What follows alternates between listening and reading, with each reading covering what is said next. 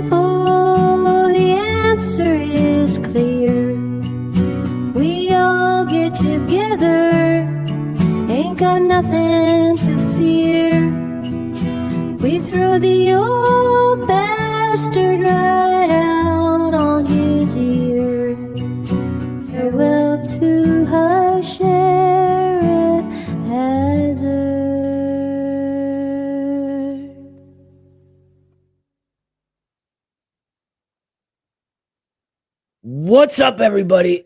I'm Daniel Gutierrez, and this is Daniel's show. No, I'm not. I wish I was. I'm Noah Krachivik. We got our first super secret special guest. He's up there, right there. There. Sorry, do I have my camera mirrored? I never know which way to point. Anyway, what's up, John? Good to have you tonight. Good to be here, man. Good to be here. It's great that you led off with the anti-communism bill because it really shows how united our ruling class is. It's not about Democrats versus Republicans. You had the overwhelming majority of both parties vote for this ridiculous anti-communist propaganda, with a smattering of a few progressives and a few MAGA people who voted against it or abstained. And I think that's really indicative of where we're at in the United States today. And that I think slowly a lot of people are starting to wake up to the game, that it's not red versus blue. It is the people versus this parasitic economic elite that is running roughshod over the American people. And it's great that we talked about this because at the same time, we're seeing a fight beginning to brew. And it's not a fight that is even subject to just one industry. This is a fight in the heart of the American economic machine, and it's being expressed through the strikes that we've seen at Amazon over the course of the past week. And, I really want to talk to you about the strikes because for anyone who didn't know, John was out there on the strike line with the striking Teamsters. So we're going to get into that. We may have another super secret guest from the strike happening in Queens, New York right now, later tonight. But before we do, I want to mention to everyone that today's Casual Monday. So that's why we're not wearing suits. And see how Daniel's doing, because Daniel was out on the strike lines as well. Yeah. I'm actually out on the West Coast right now, spending some time with family for the holiday. But I got a couple days on the picket line before I head out west, and it was a really incredible experience. I gotta say, I really encourage anybody that is is anywhere nearly accessible to any of these strikes to just go and hang out, talk to the workers, get to know their struggle, hear firsthand what they're striking about, because they don't do this lightly. It takes a lot of courage and a lot of bravery to do this, to stick your neck out like this. I was out there with Danny Shaw and a few other of the folks from the New York State ACP chapter, and we hung out. We did interviews. We marched arm in arm on the picket line. We laughed. We told stories. We shared our struggles, and it's beautiful. It's really beautiful. You really learn firsthand what you're fighting for at moments like these. So I can't recommend it enough. We'll play some clips and we're going to talk some more about it, but just really beautiful people, just the kind of people that you really want to build with, you want to organize with, you want to fight with, people who have a very high level of class consciousness. Actually, maybe they're not they haven't read Marx or haven't gone really in depth into theory, but it's very easy to connect and to sort of develop higher levels of consciousness with folks. It helps me with my own theory and my own study of Marxism to actually have this very direct class struggle experience.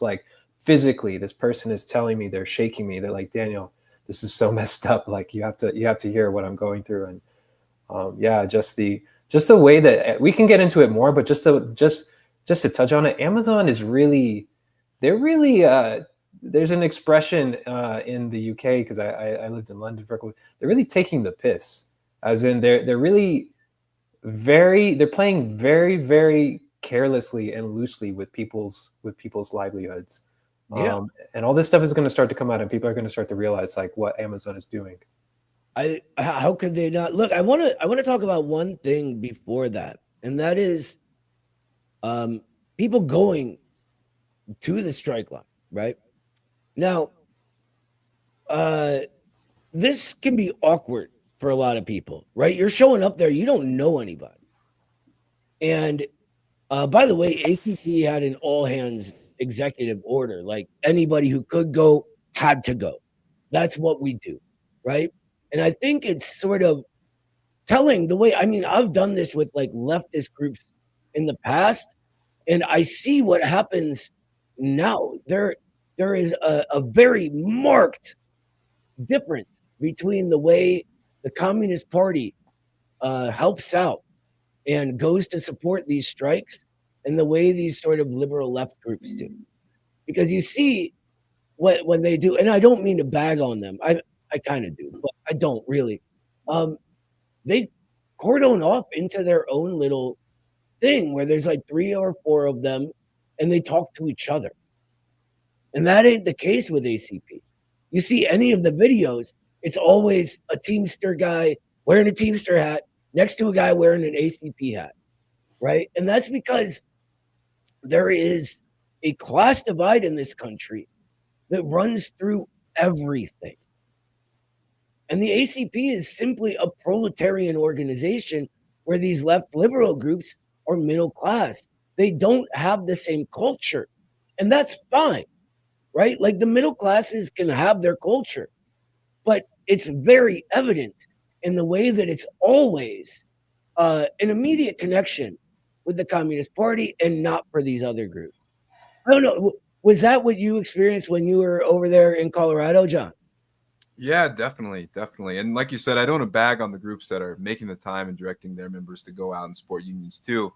You know, we don't have, if there's any animosity when it comes to supporting the unions about us, it's one-sided, and we want to work and build a strong coalition to support these workers. And, you know, we're not dogmatic about how we do that, but there is a truth to what you said for sure, Noah.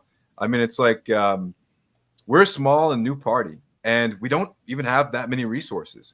But we saw so many people across the country take the time out of their day to go show up and support these unions. And when we're out there, you know, in Colorado, it's not like we're our own little club. Obviously, the ACP people know each other, and we want to have a strategy and be organized with how we interact and how we conduct ourselves during a picket line, so that we can support to the most to the highest degree, right? Get those interviews, get that propaganda out there. Be able to make meaningful relationships. Having a plan to do that is important. But at the same time, so is just showing up and having those conversations and being comfortable. You know, if you're going to show up, you know, you show up and don't go into your little club right away, but start talking to the people and just understand where they're at. And for us, it's pretty easy to do that because, you know, we don't buy into like the political correctness and wokeisms that make it just awkward and difficult to have like a real conversation with someone, you know. These kind of let me interrupt. things. Can I interrupt real quick, John? I'm sorry. It's funny because I actually was, and I don't want to name any names or anything, but I watched someone in the old party sort of begin yelling at someone they were supposedly there supporting, right, about using a pronoun. When you show up to someone else's space, don't start trying to tell them what to do. Just good life advice. Anyway, go ahead, John. I'm sorry I interrupted. No, it's a good point. I mean, these aren't indoctrination sessions, right? These are efforts to support the working class movement and to build unity. And of course, you know, when we talk to each other, we can learn from each other, but it's not just a one-way street. And a lot of these leftist parties have this kind of like paternalistic or maternalistic, however you want to describe it, way of going about interacting with these workers. But I think it's jiternalistic. Shiternalistic. I don't know the XZ one. That's mine. Oh, got you. I got you. Yeah, I mean, whatever. Sorry, I'm stupid. Whatever gendered language you want to use, Noah. You know, it's all good. But yeah, I mean, it's this idea that like, oh, we need to elevate your consciousness. But you know, it's like when you're reading Mao on practice, it's the practice itself, the interactions and the work that we do with the working class also informs our strategy and our approach of building a mass line and promoting communism in this country. And it's like this really what, and I love, Daniel, you know, how you kind of characterized everything. You know, it's so true. We have a fight. This is like a real spiritual fight that's happening in this country right now. You know, it's a fight for the dignity and rights of the collective good of those who labor. And standing united as a working class and demanding what every worker deserves: fair wages, safe working conditions, and the right to a voice through a union, which Amazon is denying to recognize in the case of New York. That's what we show up to fight for. And so, it's not that we have our own thing that we're trying to promote, but it's that the cause of the working class, the cause of labor in general, that is our cause.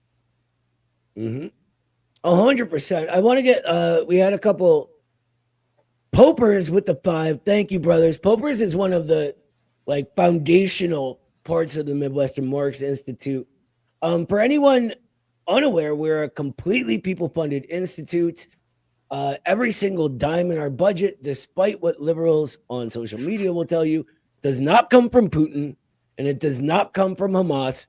It comes from you guys. So you know how I have this fancy camera that I no longer look sickly, like I'm going to throw up on you?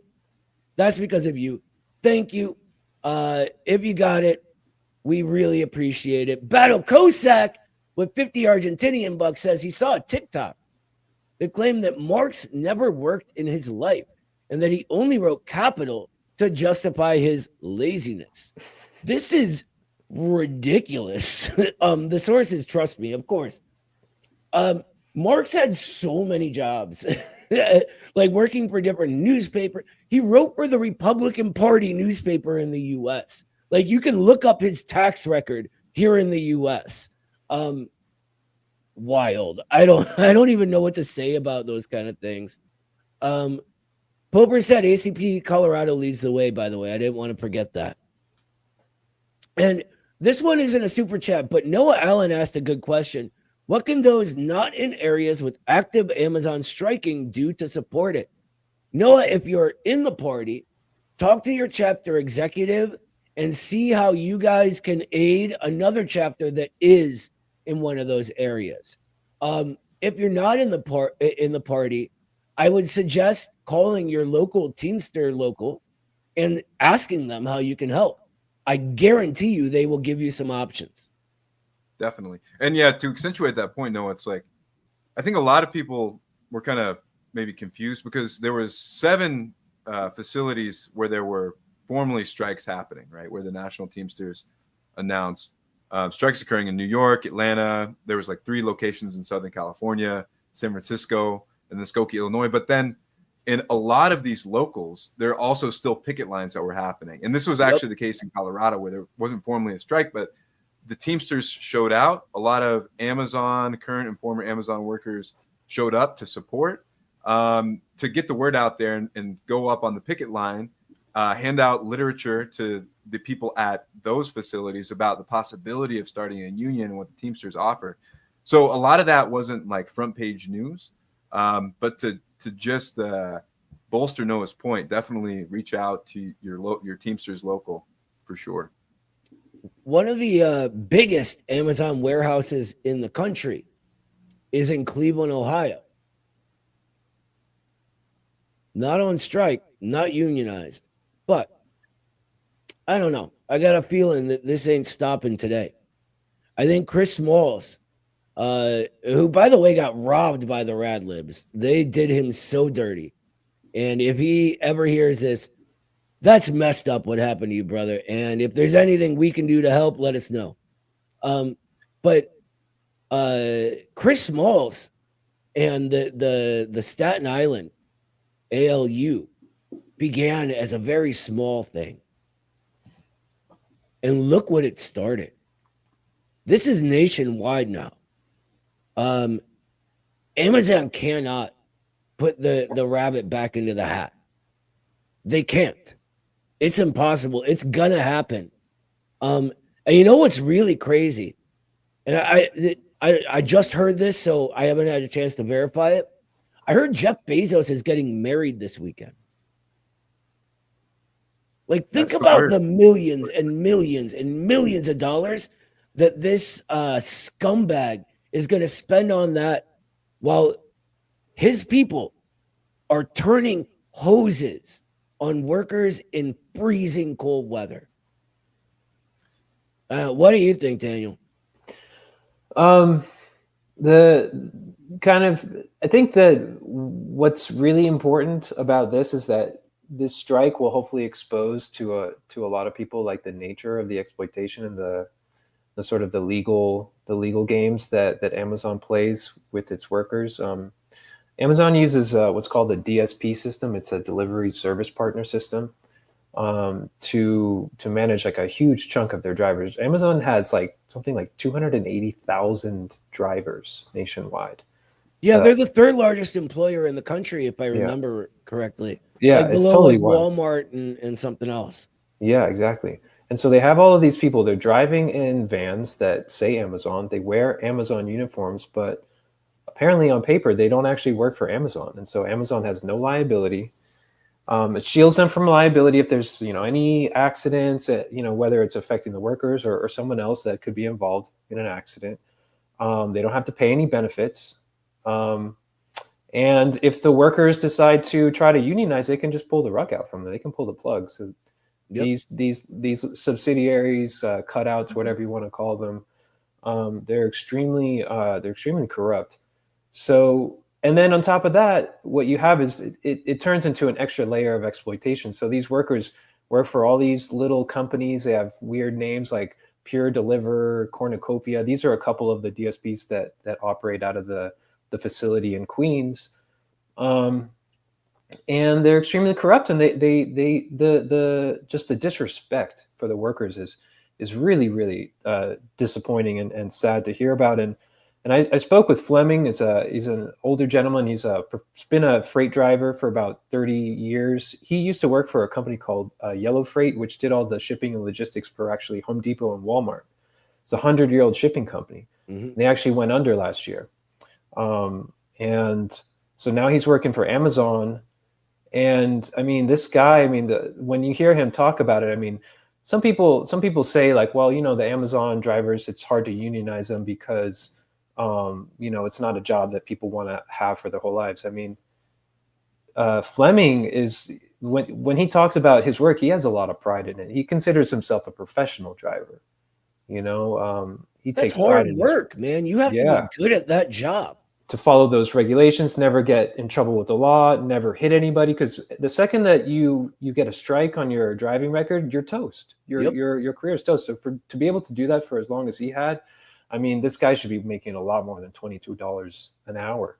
No kidding. So, especially in New York, that's poverty wages. It's poverty wages, and it's so difficult to do that. And on top of that, you're juggling logistics for like 200-300 packages a day. Yeah, they don't have people like an assistant working for them, right? No. They do all of that on their own. So these strikes are really driven by necessity. They didn't have a choice. They really had to. Is this the guy in the viral video that Jesus motorcycle? Yeah. Do you want to play that for us, John?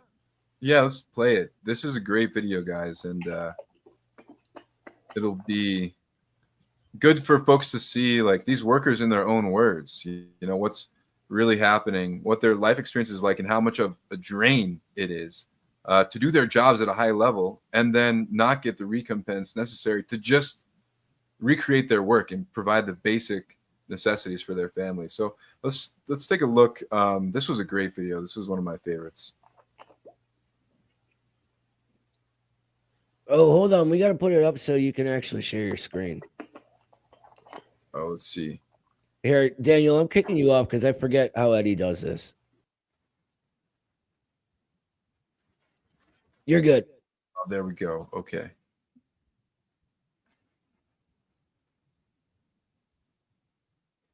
That's just harps on what I was saying. That's real quiet. Can you turn your volume up? Yeah. All right, guys. Where's your ethics? Where's your... Jeff Bezos bragging that he could be the first trillionaire ever. That's just harps on what I was saying. A trillionaire, one man with $1 trillion. Where's your ethics? Where's your morals? Where your... My fellow American? I was brought up all my life. My fellow Americans. Share the wealth. How are you about to be a trillionaire? Do you not recognize? Do you not recognize how you got there? How'd you get there? We're the fuel to that engine. We're the fuel to that profit. We're the fuel. Cause we take away this fuel, you got nothing. Recognize us, respect us enough to say, hey, a livable wage is not $20 an hour. $21 an hour, $22 an hour, $23 an hour. That's not a livable wage in today's economy. $100, does it fill up a bag of groceries? One bag of groceries, $100. Damn. Look, and this is what we've been saying for so long, that the American working class is so much more advanced than the left of the last period of history. This guy, listen to him. You know how much we can learn from this guy? And he's probably never read Marx in his life, or never misunderstood Marx if we're talking about those people, right? But it's crazy to me that this sort of thing, this is everyone, guys. And they still try to tell us like, oh, Americans aren't ready for communism. You know how many Americans I get into the idea of communism all the time? All you got to tell them is what they already know. I don't know. Look, we got some calls lined up for you guys, and we still got one super secret special guest who's going to be here with us around 7:15 or so. So stay tuned for that. Daniel's going to go do what he does. He's going to run the show, and John is going to stay here with me because actually you guys can only see his head, but I have him tied up in that brick room he's in right there, so he can't leave. So I don't know. Gotta keep deal with it. Deal with it.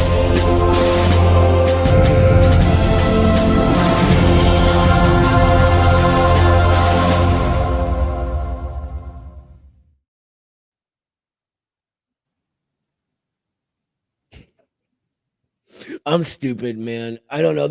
We got another good question in the chat. Look, guys, I'm really sorry. I've seen a bunch of questions scroll by the chat. If you want to make sure you get my attention, send a super chat or run into the Discord and call live. I will try to get to those questions I see, but I can't promise them if they don't automatically save in the super chats or anything like that.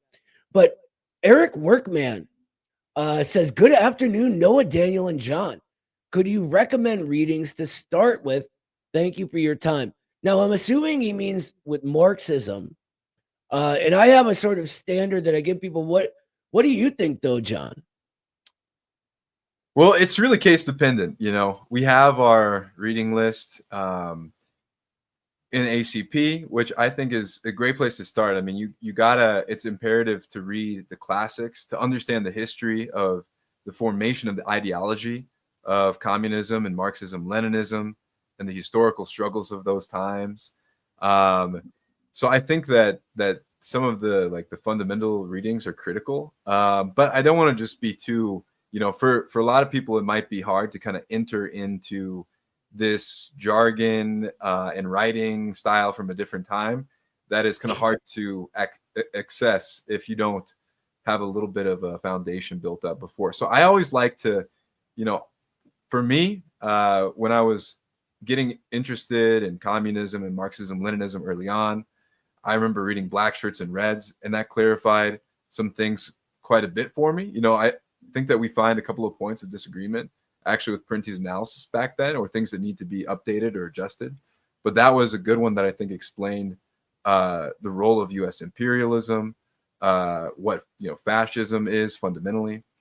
And then, of course, you know, for me, real quick. Yeah. I just want to hit on the disagreement because people think we are disagreeing with his theory. It's not that. It's just that it hadn't yet come out that the Khrushchev's secret speech was all a lie when Parenti was, you know, working. So that's all. And there was such a strong, I mean, this was during a very fervent period of anti-communism too. Yeah. So to like come out fully throated in support of Stalin, I mean, this is a guy who was already blackballed from most U.S. institutions. And then, of course, you know, we were still trying to figure out what the fall of communism and what this late stage of the Soviet Union and then ultimately the collapse of the Soviet Union meant for the world anti-imperialist struggle and for the struggle of communism, and where China fit into that, how to kind of properly contextualize China's development. All of those are still open questions of the time. So it's, again, like when we're reading any of these books, we're not reading them dogmatically, but we gotta situate them within their proper historical context and kind of understand them for what they are. But I always love to read Mao too, man. Just the little red book, just little pieces of wisdom that I think are very accessible and that give some good general principles to guide someone in their growth as a communist and anti-imperialist. 100%. Those are both fantastic starting points.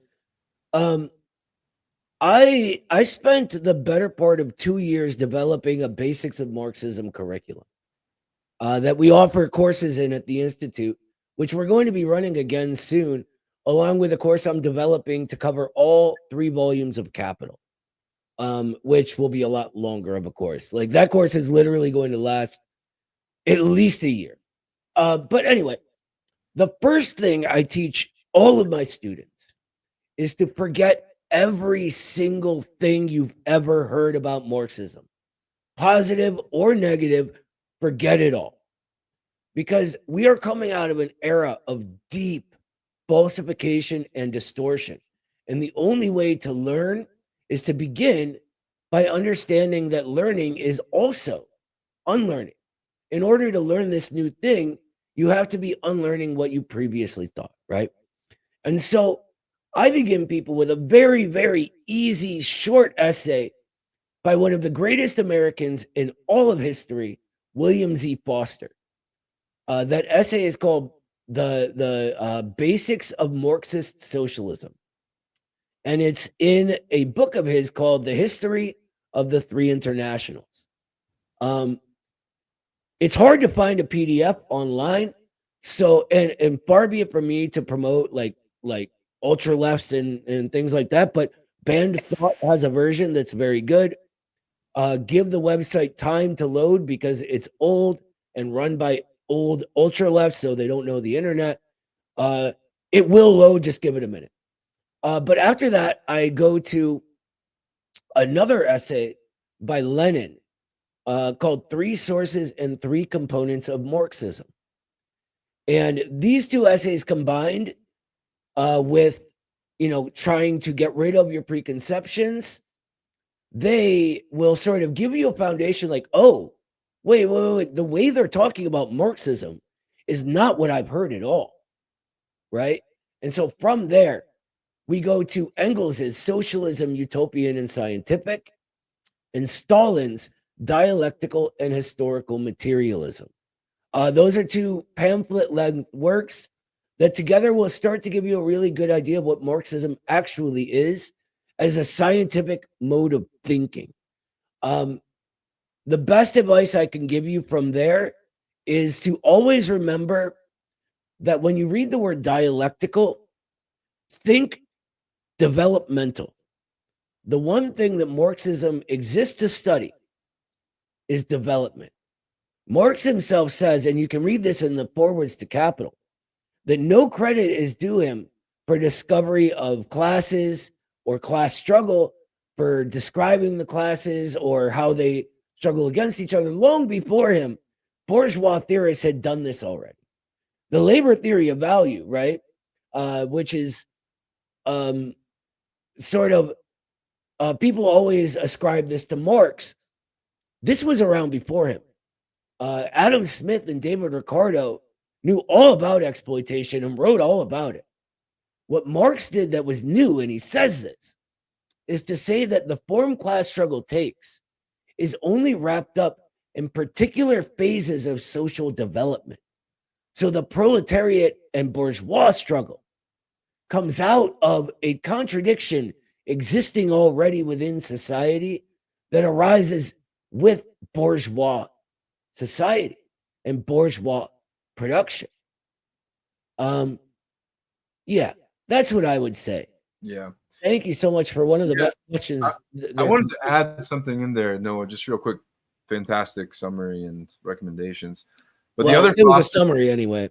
the other Foster book that I really like is The History of the Communist Party of the United States. Because Yes. that one provides a really nice insight into the context, one, of the United States as a political project, and then two, tracking the development of socialism and communism through the United States. And in that book, I think it's great because you see how communism and these ideas around socialism, Marxism, they're not something foreign, because we often get this impression Marxism is something foreign that needs to be established here in the United States. And Right. there's a lot of fear mongering about that.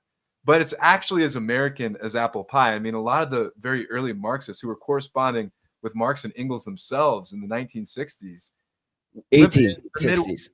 the 1860s, lived in the Midwest, you know, lived all over the Midwest, lived all over the United States.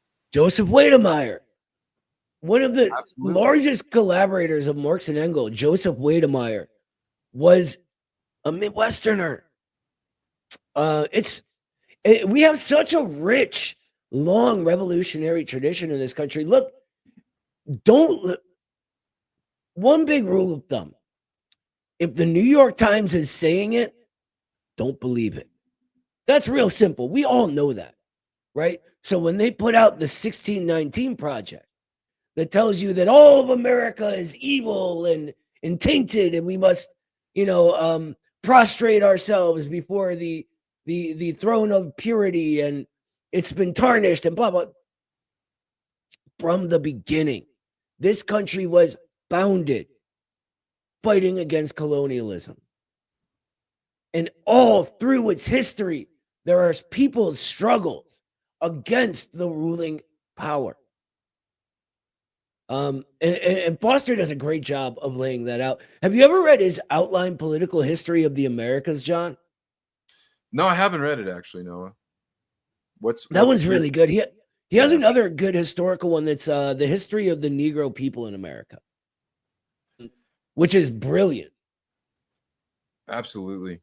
Yeah, absolutely. The other one, it's not there's been debates, about its significance, but for me it's very highly significant, is the Black Reconstruction by W.E.B. Du Bois, and kind of understanding how, especially the Civil War as this kind of monumental, really it was a class struggle at the very root of it, right? And how to view that. It helped me understand that even like the Civil War, the cause of the North, the anti-slavery cause, is part of this continuity of a historical progressive trend within the United States, and understanding like the dynamics of capitalism, how the development of capitalism spurred the contradictions within the Southern slaveocracy that made it unsustainable, and pushed this confrontation between the planter class and then the capitalist class of the North, and how the struggle of labor was intertwined with that. I think it's fantastic. 100%. And look, we don't call Du Bois the father of American Marxism for nothing. That book is central to understanding America. What's up, Daniel? Oh no, I was just to tie it into the strike. Chris Smalls was he used William Z. Foster as an organizing strategy, right? Tactics of the Steel Unions, I believe it's called. I Right. could be wrong on the title. It's in his collection, so I don't have it like staring me in the face all the time. I mean, isn't it kind of poetic that we're almost 100 years exactly out from the initiation of a lot of those steel strikes and meatpacking strikes, that the communists were so instrumental in not only organizing and supporting, but also helping the working class kind of come into its own, come into recognition of itself, right? Promoting this idea that if we separate along racial lines between Black and white workers, then we're much weaker than if the working class comes together in a militant form of struggle that is fundamentally like baked into it, above this question of like racism. And I think that's something to draw a lot of inspiration from. And then how influential they were during that time in breaking the stranglehold that those emergent monopolies at that stage of industrialization had over American society, and kind of shaking things loose, and even creating the opening. So programs that lifted the mass of people within the context of the New Deal were even a possibility to begin with.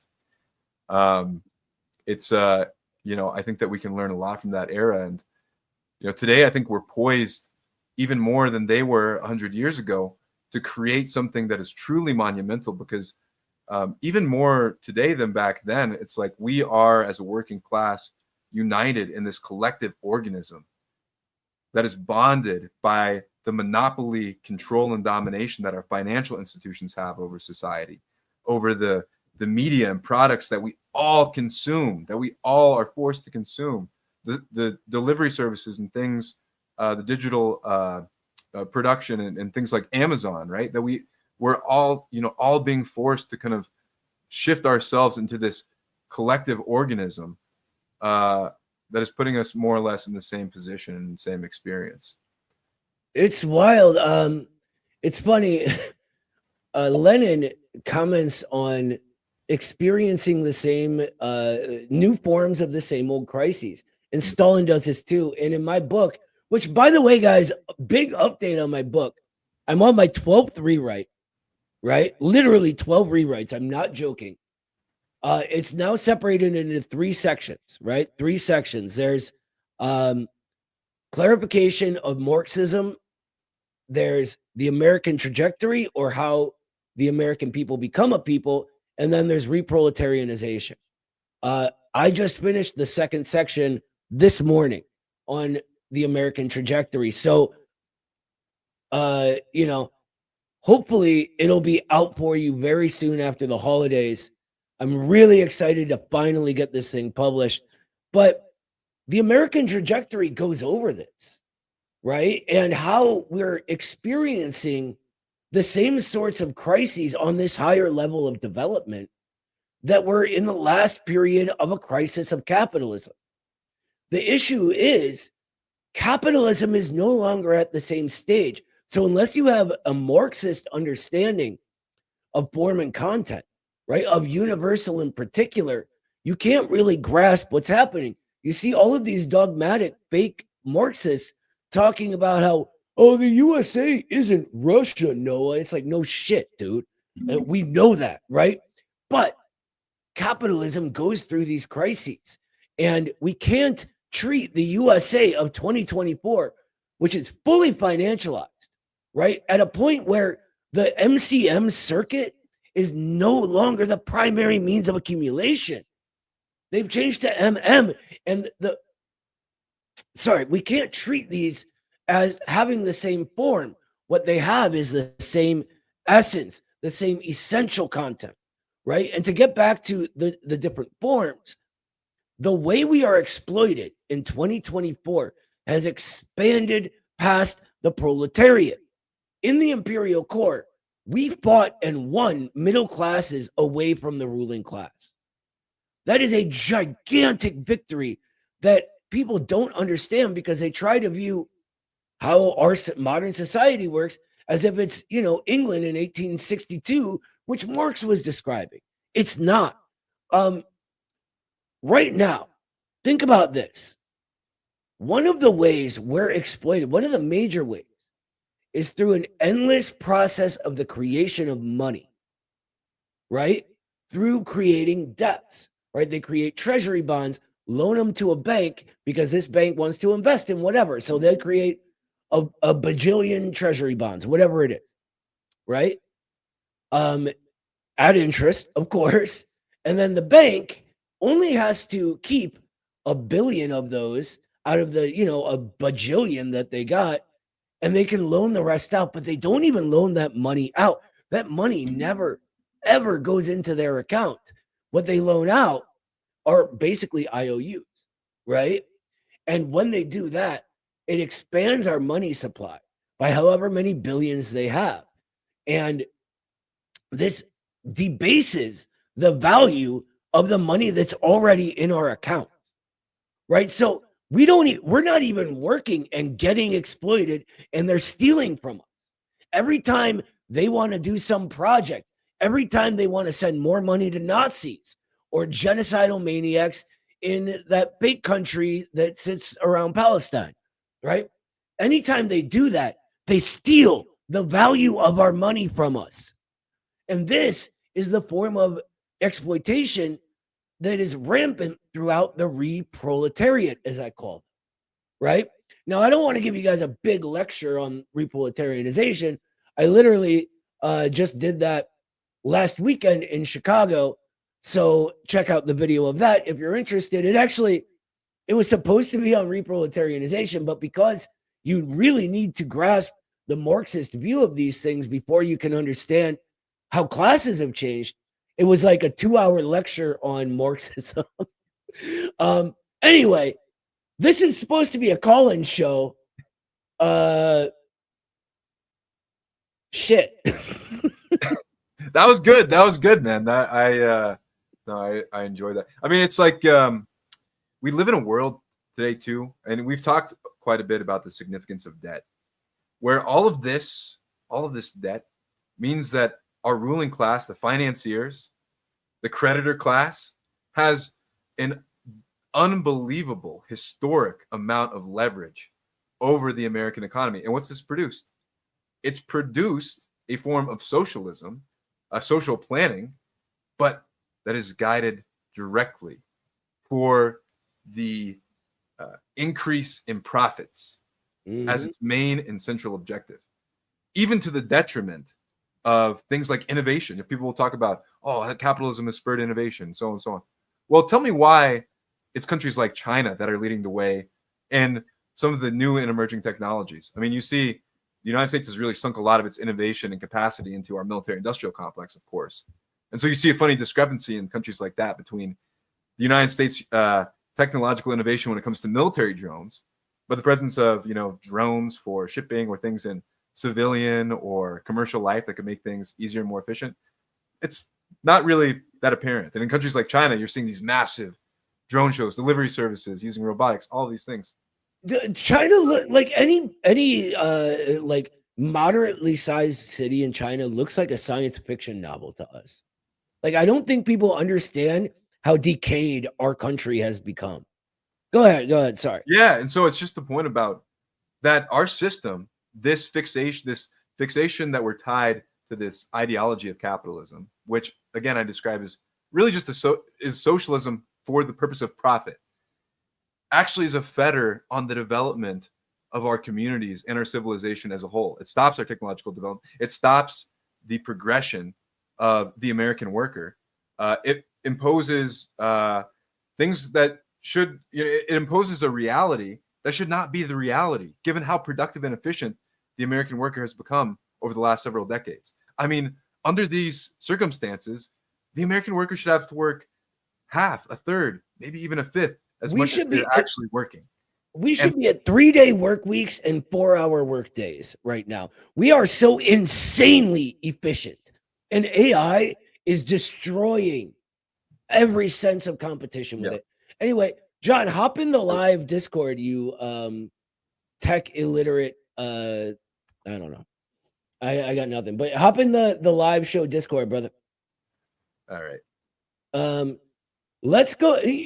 While Daniel's getting our first caller in, social media is a blast to me. Well, actually, it's a chore for me, unfortunately. But someone on social media today was giving me the old, but you can't get any innovation in communism. And I'm like, communism literally invented spaceflight. Like, what are you even talking about? How do you not question what you were told when everyone knows the Soviet Union invented spaceflight? Like, how, like, you see communist China blasting past the entire rest of the world in technology, right? But somehow you still believe this insane stuff. I don't get it. It drives me absolutely bananas. All right, I'm gonna mute you for me on here. Oh, you already are. Tight. Okay, we're good to go. Who do we got first, Daniel?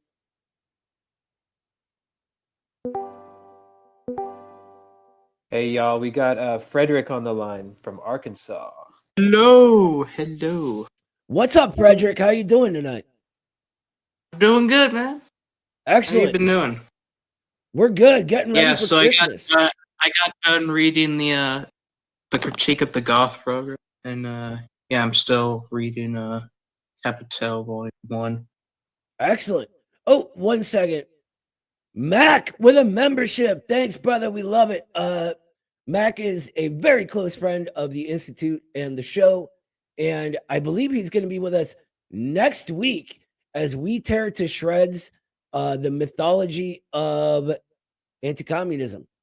I'm not going to give away what we're doing yet, but it'll be a good one. Yeah. So Critique of the Gotha programs, an interesting essay to me, and it's one that people get wrong quite a lot because people use it to try to Yeah, it was mostly that Marx was predicting the future, criticism right? of the Workers' Party, Germany, I guess. Yeah, And, the German Lassallians, that's who they come out of, is LaSalle. yeah, And aliens. people try to tell you that Marx was like trying to they reduce Marx to a utopian in their misconceptions about Critique of the Gotha program, right? Where they talk about they pull the quote about inscribing on our banners from each according to their ability to each according to their need. Fun fact about that quote, it was a quote popularized by the Catholic Church. Marx was using it to tell the Lassallians that they were being utopian, that they need to hold on and slow their horses, that only after we go through this process of achieving abundance can we even begin to think about such a thing. I don't know. It's just kind of interesting to me. So what's up? What do you have a question for us or what do you got for us tonight? There's a lot of stuff that happened this week or the weekend, I think. Well, maybe give us like one or two. The whole militant group drama on Twitter, who I'm not gonna name. I'm not gonna give them publicity, but yeah. So so live development.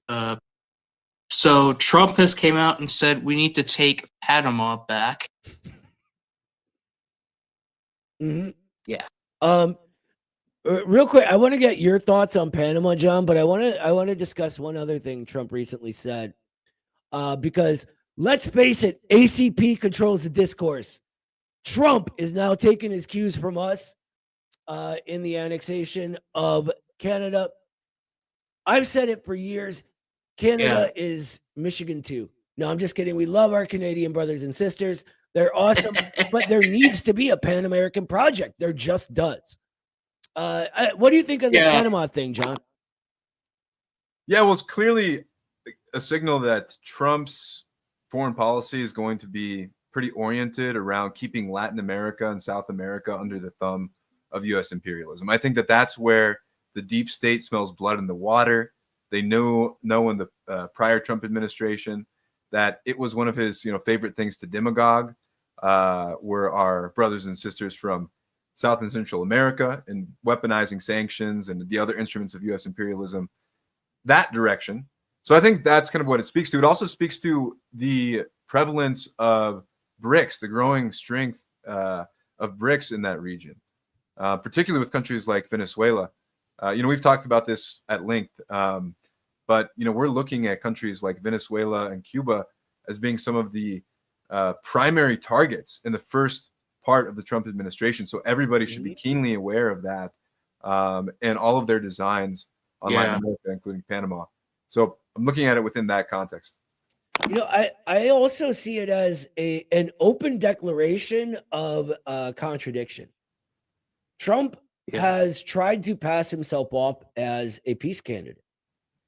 He's tried to pass himself off as pseudo anti-imperialist, to tell you the truth. He talks about isolationism and tariff barriers, etc. As these plans formulate out of his sense of whatever, justice or whatever that comes from.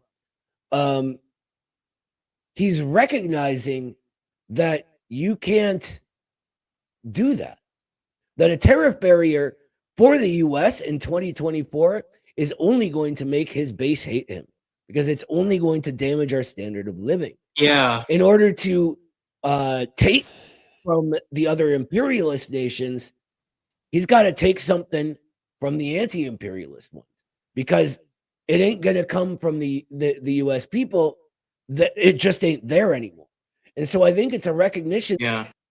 He to be isolationist, he has to be warlike, which is a ridiculous thing to think, but there it is. Yeah. And there's no comprehensive plan, and that goes hand in glove with, he has no plan for America, right? He has no real program for the American worker. And so where do you and Mhm. yeah, and also the more neocon parts of his base have said we should be annexing parts of Mexico, we should be annexing other parts of Latin America, even taking the Philippines back. Mexico is their own people. Like, let's be real. If they tried to annex Mexico, it would be a decades-long war that would not end well. Yeah. Do you know how big Yeah. of a fifth column there would be in the U.S. if we declared war on Mexico? It's ridiculous. I lived in L.A., my man. L.A. would fall Yeah. immediately. And also taking Cuba and other Caribbean countries. Yeah, I mean, all of Like, those are oh, examples. God. Yeah, sorry, bro. Sorry to cut you off, but all of those are examples of countries that have been for decades building their own sovereignty. Mhm.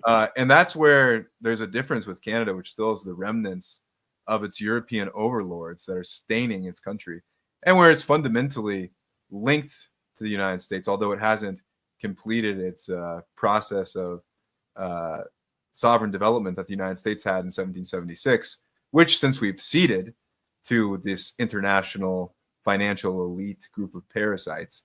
But I think that's a difference between Canada and then countries like Mexico, and then to an even greater extent, Cuba and other places, is these countries have developed their own sovereignty, developed their own economic relationships, their own sense of a people and of a nation that are just fundamentally their own.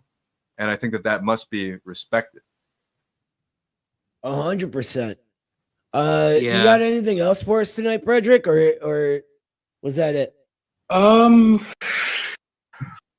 What else should we be talking about?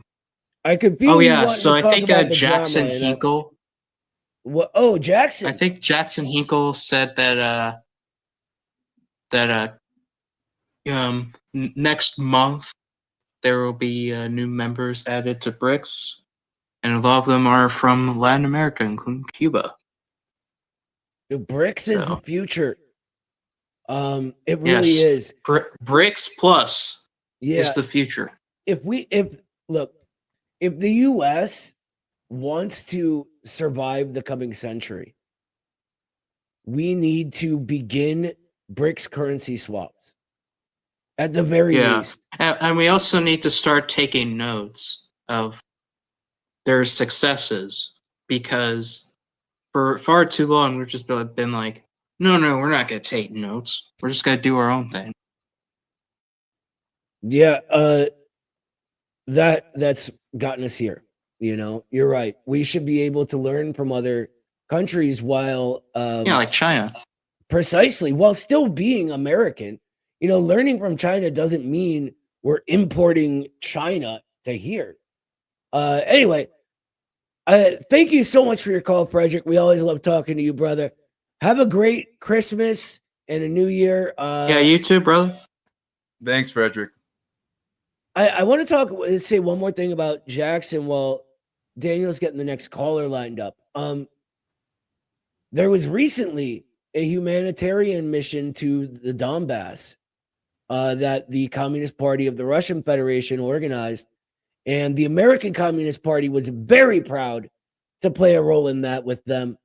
And I forget the exact number. It was like 55 like giant boxes of humanitarian aid to people suffering in this war zone, suffering under the onslaught of neo-Nazis. And so kids got toys, people got food, blankets, Also, essential. condensed milk. Condensed milk. Yeah, that's a big one.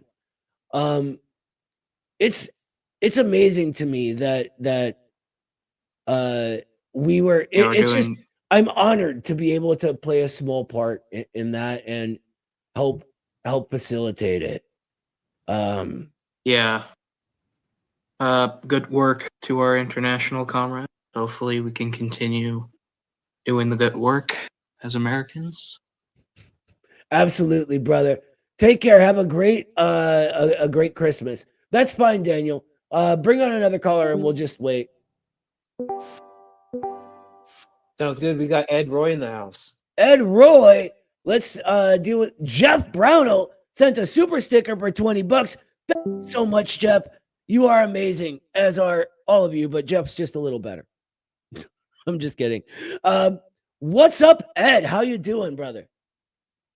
Hey, Noah. This is Ed. We've interacted a bit on Twitter. Awesome. Ed, good to see you, man. Good to see you. I remember your account. Yeah. How you doing? Well, how you guys doing? Good holidays? So far, my mom is so a little backstory. My mom has stage 4 lung cancer, right? She's not doing very well right now. Well, she's actually doing as good as she possibly can, which is amazing. But we're doing a Christmas at her place this year, so that she doesn't have to travel, obviously. And she refused to get turkey. I don't know why. We've always had turkey on Christmas, right? She's just like, I'm like, well, do you want me to make turkey? Do you want me to bring it over? Do you want, my wife to go to honey baked ham? What do you want? She's like, no turkey. And I'm like, okay, that's fine, but why not? She's like, just no turkey. Come on, Noah, stop. And I'm like, okay, no turkey. You're the boss. But yeah, so we're not having turkey this year. What are you gonna do? My wife makes possibly the best green bean casserole I've ever had in my life. There are 2 foods that I love more than anything, and one is the au gratin potatoes at this really fancy steakhouse in downtown Cleveland. It's called Red, by the way, which is a cool name. And this other one is my wife's green bean casserole, and so she's making that first thing tomorrow. I'm really excited about that. And I'm rambling on about my family's Christmas. I apologize.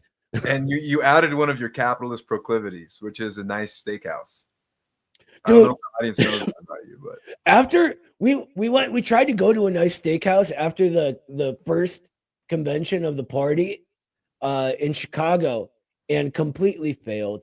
It was like the worst experience ever. Like we waited so long, and then of course they wouldn't let us split the table up into multiple checks. It was a nightmare. The food took like an hour to get there. But yeah, I do love really good steaks. What's up, Ed? I'm sorry, I'm like rambling over you, brother. What do you got for us?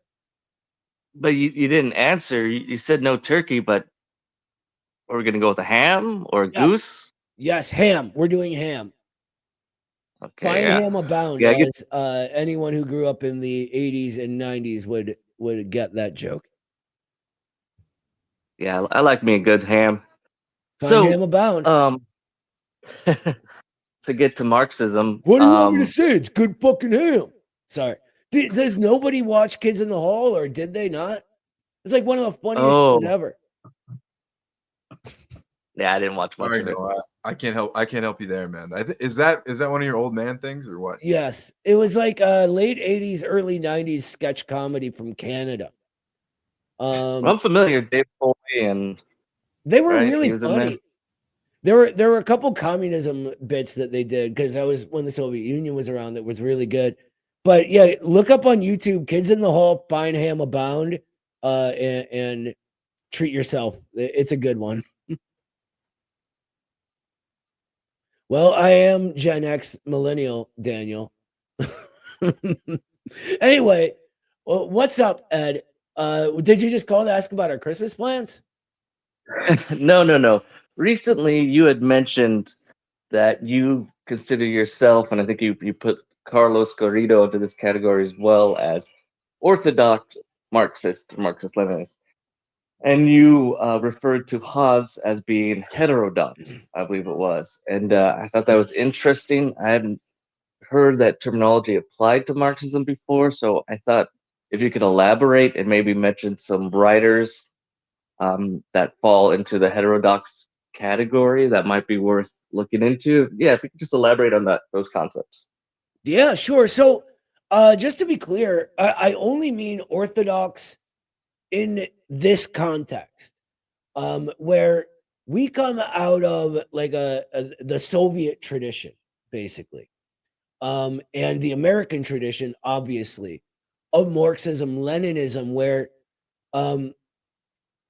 we sort of it's really just a comment on our history. We go from, Marx and Engels to Lenin to Ilyenkov in the Soviet Union, whereas Haas and Infrared took an interesting route to get to Marxism that is only available now because of the internet, right? So they went through to find Marxism from things like French theory and psychoanalysis and stuff like that. So when that's part of your foundation that leads you to Marxism, it's automatically like a different way of looking at it and arriving at it.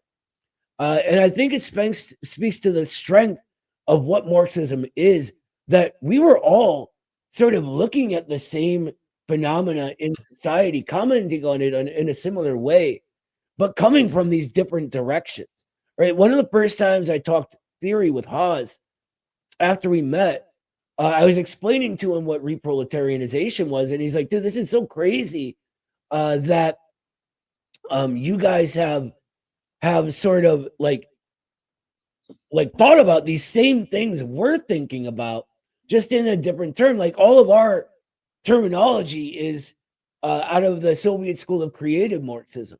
Their terminology comes from these other places that got them to Marxism. I want to clarify something for Nielo Nostrum. I don't think Haas is a Heideggerian, actually. Haas is a Marxist that finds value in reading Heidegger with a Marxist worldview. So that's a little different. That's all.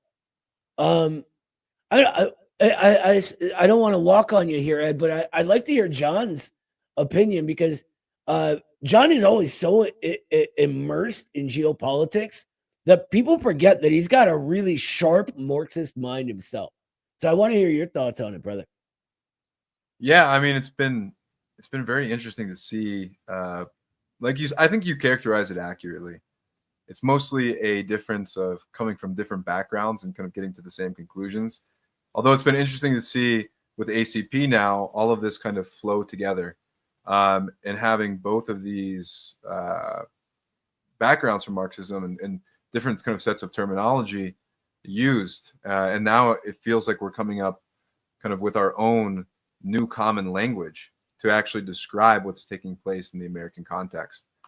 When it comes to like the background of, I can't speak for any individual, just kind of my own perceptions and having talked to you all.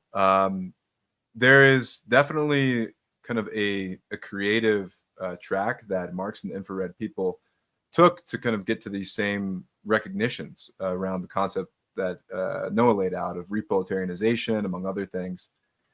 And I think that the book that really kind of unlocked things for me, because I, like Noah, kind of come more from that background of having read the Marxist classics, looking at things really through that lens fundamentally and primarily, also having some history like with other left organizations in the United States. But when I read Boris Groys, The Communist Postscript, and kind of understood like the significance of language and these kinds of things that aren't necessarily always articulated, at least in the same way, using the same symbology and the same terminology in like the communist classics, it clarified for me something essential that was just being explained with different language. And I think fundamentally a lot of it comes down to that. On Heidegger, I'd say, this goes back to the Lenin quote, right? It's like we can only really be communists when we enrich ourselves with the treasures, all of the treasures of mankind. It's not just 100%. like people get upset Yo, because Yo, John, I am so sorry to interrupt Yeah, you, brother. Our second super secret special guest is ready to go now, and Oh, he is get him in. outside and freezing cold. So, look, I hope we answered the question well, Ed. We got to cut to him so he can give us an update on what's going on. But by all means, if we haven't answered your question entirely, call back and tell Daniel I said to give you priority. Okay. Thank you, Noah. Awesome. Thank you, Have John. a great holiday, Thanks, man. brother. Okay, you too. Thank you, Daniel. Bye. All right, where's he at? Tell him to get in here. This is exciting. What's that guy? Big Danny Shaw. Hopefully he comes in the building. Look Did at you see that. that? Is it? Did you see that picture of Danny, by the way? Hey, Danny, are you here? He's not here yet. Oh, You gotta add me. You gotta Oh. add me. Oh, you had your dude. You're in it. I'll add you. Hold on. I hear him. I thought Oh, I he's had on him. his. Add me. Yeah.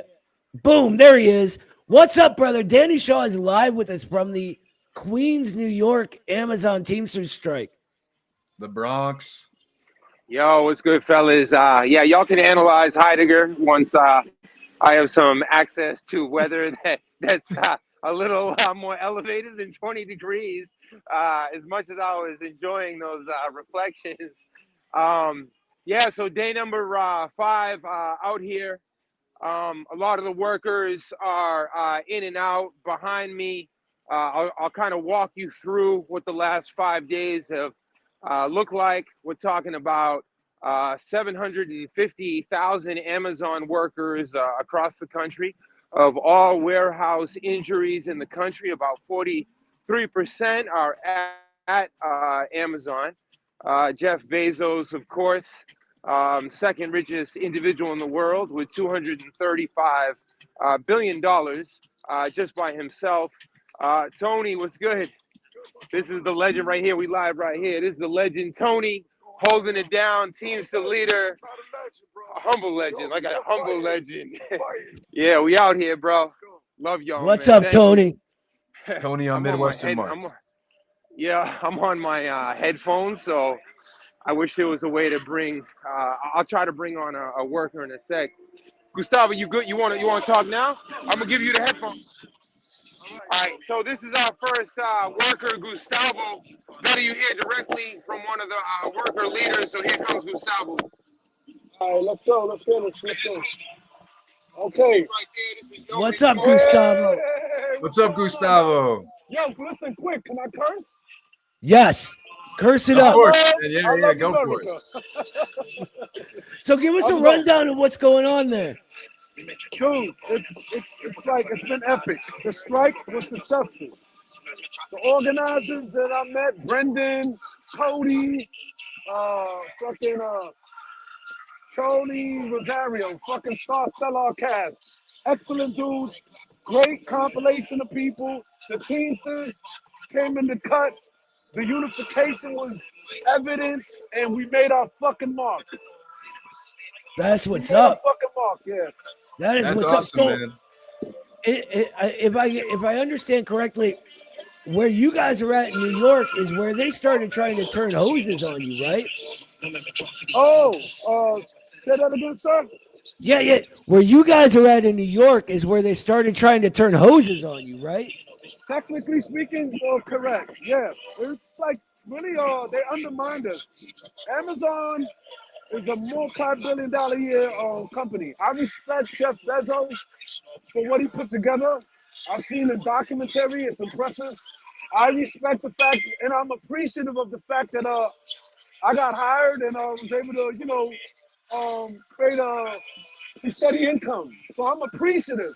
But as time went along, I started to pick up on things like, whoa, what the fuck is going on here? Like, wait a minute, the workload was insane. The workload was fucking insane. Crazy. I'm like, wait a minute, what is going on here? And so I was starting to think like, oh shit, we are like fucking machines, basically. This is really AI based. It's all fucking algorithms. You got a fat fuck eating Dunkin' Donuts, sitting at his home. I think I'm just gonna order me a pillow. And we have to fucking deal with this guy's fucking personal fucking emotions. And now it's him times 100,000 people. So now we are pressured to act upon their emotions because they placed a delivery. Henceforth, we are stacked over and over, and we're not looked upon as humans at this point. We're just energy people. They use our energy. We get paid for that. I understand it. It's business. But Jesus Christ, can you cut us some fucking slack? And listen, mind you, I've been here for a fucking year. Let me tell you something. I started off with 21.25 per hour. All right? I was like, all right, cool. If I get 4 days for 10 hours, that's 40 hours a week. I'll be making like over $40,000 a year. I was like, yeah. So I got hired during the seasonal work last year. Then when it went off peak, can you hear me? Yeah, go Yeah, ahead. man, we can hear you. Then when the peak season died, dude, the workload went down. And a lot of us were being left at the back burner, like, oh, we don't have enough work today, you guys can go home. And it's 2:30 in the afternoon.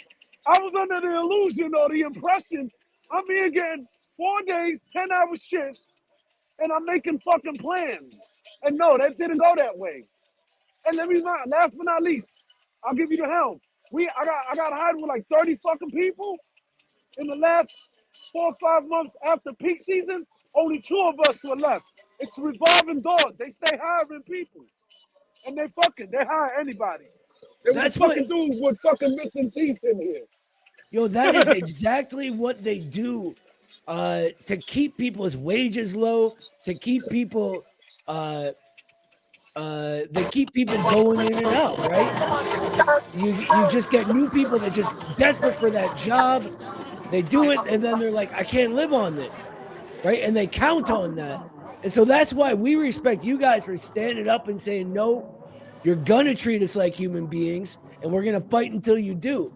Look, that's what unites everybody who even has a job in this country. They look at all of us not as human beings anymore. They look at us like machines, like we're just there to make them money.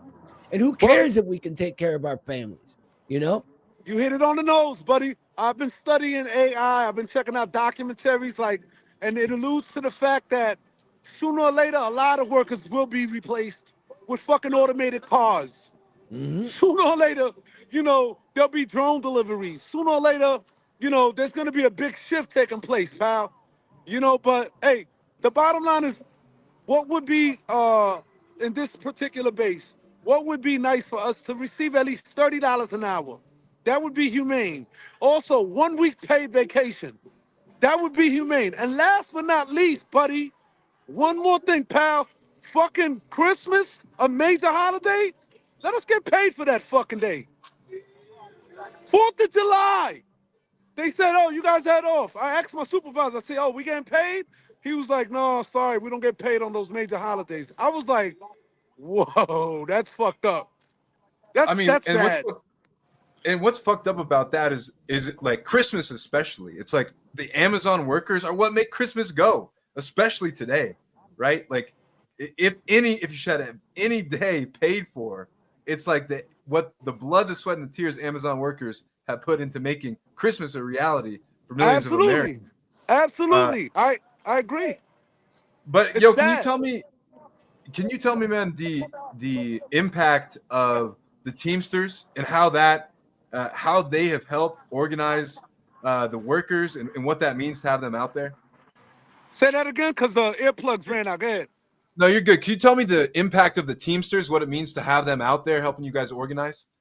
Oh, man, that actually, for me personally, I'll give you my personal opinion. When I saw these guys and I did a little inquiry, I was like impressed. I was like, whoa, these fucking guys been around for over a fucking 100 years from what I was told.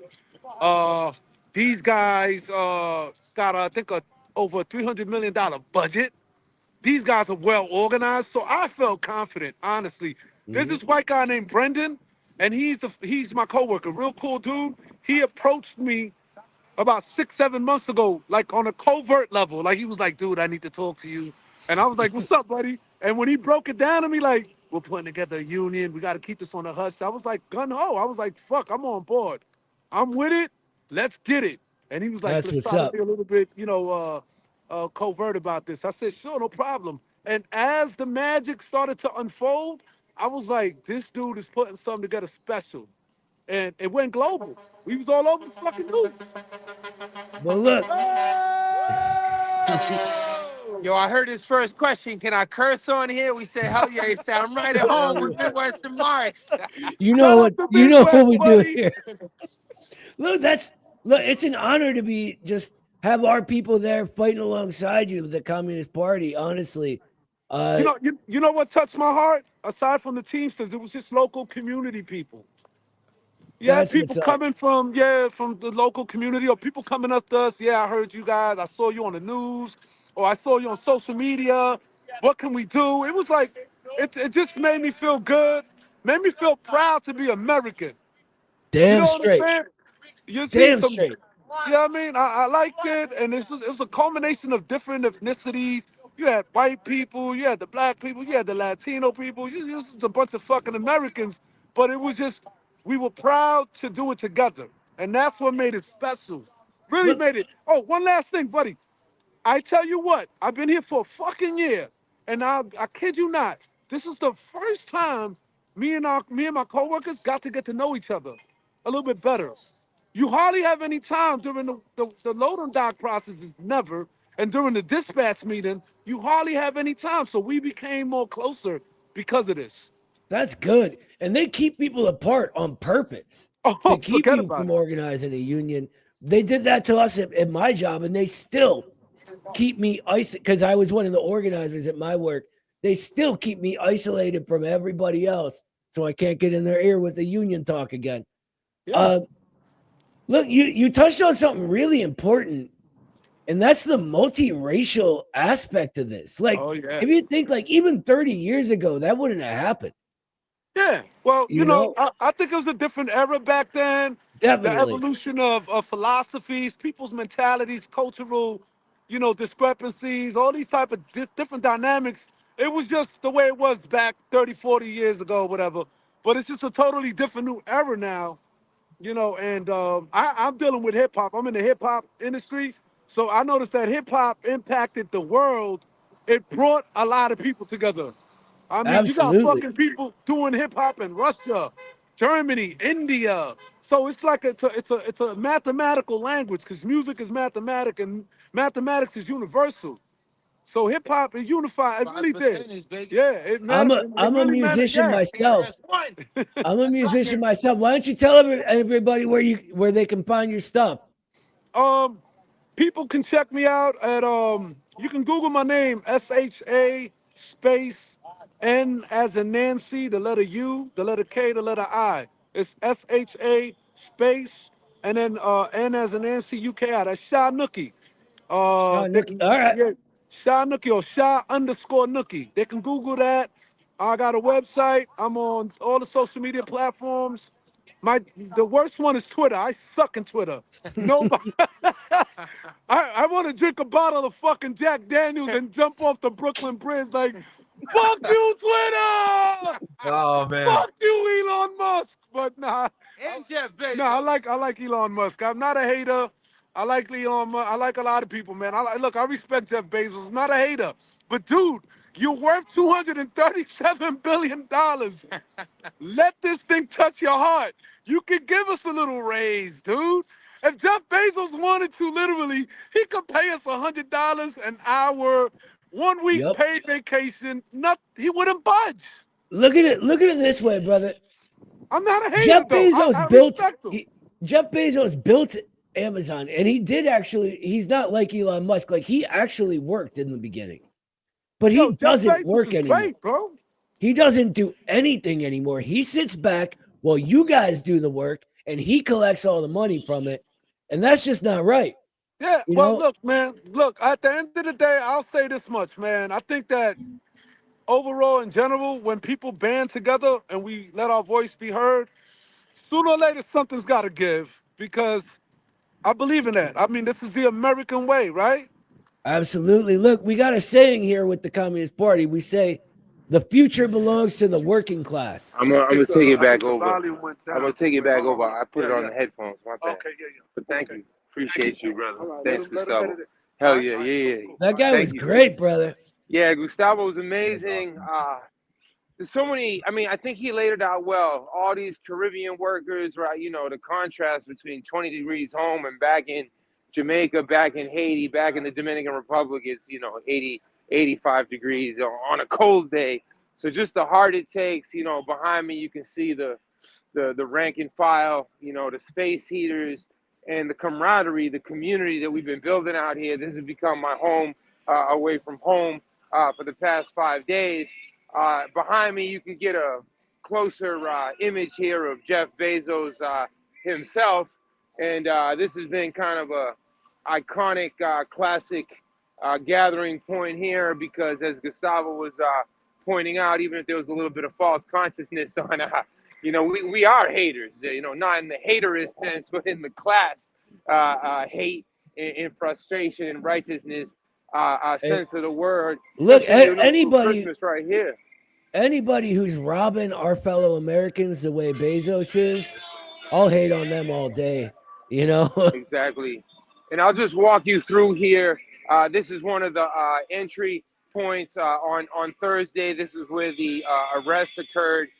By day, we have picket lines, and we were able to negotiate after the arrest, and we were able to picket, install the trucks for 5 minutes, but then we would have to let them in or they would do more arrests. We're surrounded by police, and of course, we know exactly whose side of the class barricades. Here are the barricades. Of course, they set up barricades everywhere so they could control our movement. A lot of the drivers coming through, the strike breakers, they cover their faces. They don't want to see their colleagues. Again, surrounded here by the police. Just walking you through what's become my home away from home since Thursday. Danny, you have been the MVP of ACP getting out every single morning. So first off, just want to thank you, man.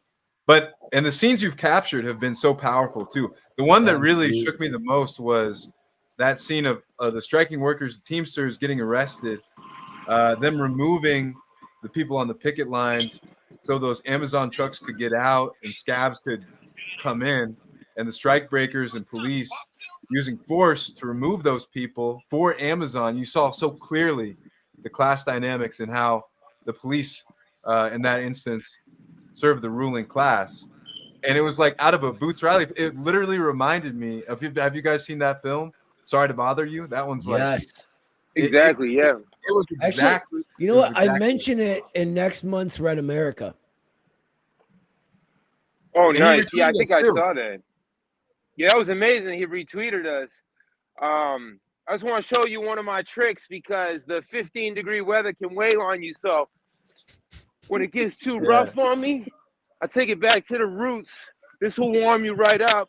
I do 3-minute rounds. Some people think I'm a little whacked in the head, and they're correct, of course. But I want For to anyone show who you doesn't too. know, Danny was a Golden Glove boxer back in the day. Back in the day, I still got it. No, I'm coming out there to Cleveland, make you eat your words, brother. No, I'm just kidding. Danny's So Danny's like 7'3", by the way. He's 13 feet tall. I'm 5'8". I think he may have me on the reach. John, you guys might have fun, John, if you show the image because in the Midwest, they started naming me the Andre the Giant of socialism. I'm officially 6'6", right, which is it's definitely tall, but there's a worker out here who's 7'1", which would be Shaquille O'Neal's height. And we did an interview with him yesterday. It was me and Kayla and Spiros and other comrades out here. So we Kayla's put Kayla like in the middle. 5'2". So I don't know if John can I find gotta the show image. you guys. will. I You gotta found see it with with your no own shirt. eyes. That was dude, I saw that, brother, and there's like this one really funny moment where you like push the microphone up because she can't reach. Hey guys, check this out. Oh, they want me to box for him. Hold on, y'all keep talking. I'm just gonna throw a few. No, it's all right, All Danny. Thanks for coming out, brother. We're gonna. All Yeah. right. We Take gotta care, take some comrades. more calls. All right. Have Peace. a great doing- night. Bye bye. Give everyone our those love, left brother. hooks, man. All right, let's take a look at this here. Let me bring it up to the stage. Yeah. Let me stop my screen and then you can put yours on.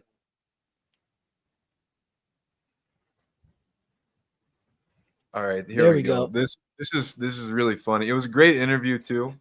But you gotta watch Danny and Kayla. So 2 comrades of the American Communist Party out here interviewing Amazon workers. It's probably the first time all year that I've seen someone dwarf Danny, who's 6'6", as he mentioned. Look how tall this guy is. All right, let's check it out. Hello, so everybody, we're out here today with Nick. So you're out here on strike today. Why are you out here? Because this company, Amazon, doesn't treat people very well that they employ. They treat us like we're just a number, that we're replaceable. What do you do here? I'm a driver. What's your day-to-day like? There's the You have to deliver a lot of packages, and they want it done as fast as you could do it, expecting you to be done by a certain time, even though you can't be done by that time. So when we were talking to some of your coworkers today, they were saying that they've been trying to get Amazon to come down to the bargaining table. The National Labor Relations Board passed down an order to saying that you guys are fully recognized. I think you got about 65 to 70% of approval to join the union. Okay. And so overwhelmingly, it looks like your coworkers want to be part of a union. What's been the experience of Amazon, not recognizing you guys and not coming down and talking about your future contract? They just keep showing things to go against the union and stating things that disapproves the union. And so there's a lot of talk. I mean, you and I are both from New York. We know how our families are. They, at the end of the day, this is still Christmas time. They want their packages. Everybody wants What to, is something that you want the public to know about why they should support you guys? If it wasn't for us, they wouldn't have their package. Nick, when I tell you that one individual named Jeff Bezos is worth $250 billion, and they got us out here in the brick 18-degree cold weather in Queens, how's that make you feel? I personally think he doesn't need all that money. I feel like he can give his Amazon employees a lot more money than he has. What type of raise would y'all like to see? See, I'm not greedy like him. I'm not a greedy pig. I'd be happy with $5 to $10 more. $5 to $10 on top of roughly The $22.75 I make already. What's the insurance like here? There's no insurance. Zero. Not to my knowledge. So, for example, you were talking about a certain accident you went through, whatever. If you go through something like that, what do you do now that you've been here for a few months? I'm pretty sure that they have workers like comp. Like if I get hurt, that's the only thing they have. But they don't provide, like if I get sick or something like that, no health insurance, no dental, no vision, stuff like that. What's your number one demand as an Amazon worker? If you could talk to Jeff, 250 billionaire Bezos right now. Just give me some money. No, Everybody. yeah, give everybody a little bit more money. You don't need 250 mil. Don't be the Grinch at Christmas. Be this guy right here, because nobody likes a fat pig.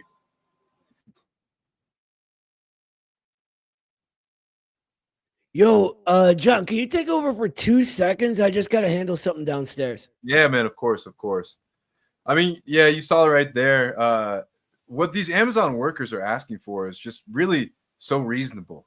It's like we've seen in the mainstream media, people get painted as greedy, that these unions coming in are just in it for themselves, that they don't actually represent the workers. But these people are really literally quite literally breaking their backs. And one of the other videos we heard, one of the Amazon workers saying, he's got to carry extremely heavy loads every day, up and down dozens of flights of stairs, cat litter, water. Like, this is a real laborious job. And for the American people, you might just see a package at your door, but the kind of physical labor that takes is extreme. And then not to mention the aspect of driving around all day, to be a professional driver, like that is not given the respect and credence it deserves, especially in places like New York, where you are carrying a ton of risk driving one of these big trucks around every single day, the amount of stress that causes. In Colorado, I heard multiple stories about professional drivers and people breaking down on the job because of one, how little benefits they receive. They don't get the adequate health care, mental health services that you need to perform at a high level doing these stressful jobs, and just how stressful jobs like trucking are when you're responsible for this huge dearth of equipment and this massive vehicle. Like these are, one of the things that I think needs to be impressed. Real quick, John, did I just boot Daniel up? Daniel, were you here for a reason? We were keeping each other company. Daniel, you're still muted. Yeah, we were just hanging out. Oh, okay. Or he took care of some business. I didn't mean to kick you off, brother. Like I was it's all good. I realized putting me on was I mean, so what you just saw was just like Danny in his element, and hats off to Danny. He has such a beautiful way with people. But that's really the vibe. Like really just like go and hang out and just like chill. Like it's really like that. It's really like, I remember when I met Fleming, really it was like they were playing the Mario theme song. I guess I realized now it was like a Luigi reference or whatever. And I went up to Fleming and was like, yo, this brings me back. Like Nintendo NES was like my first console. And he was like, yo, and he told me this story. He's like, yo, I remember back in the day. He's like, I was balling that year. I was working for Yellow Freight. I had a great year, and I bought an NES console for every nephew and niece in my family. And it was like, I was like, wow, you were the man that year. He was like, yo, I was the man. And it was just like a beautiful moment, like of just connection. And then it was like all downhill from there. It was just like the bond was set, and then we just talked about all his struggles and just the unity, the solidarity that you feel, that you experience firsthand when you get down to the picket line. It will change you. It will make you see the world from the eyes of a worker in a really profound way. So highly recommend people go down. Yeah. And Daniel, I wanted to ask you, like, what was the impression that you got from workers when, they asked who you're with and you tell them about the American Communist Party? I mean, that's not something I lead with. Like, if it comes up, I would say, like, depending on the conversation, I might say, well, I'm with one of the socialist parties. That definitely, like, socialism is cool. I did hand out a couple cards. Like, there was a couple folks who were like, where it did come up, and they were like, oh yeah, it's like, so you hand them a card and you stay in touch. You definitely get everybody's number. Continue to kind of to get to know people and to like be in community with people. But it's not like it has to come organically.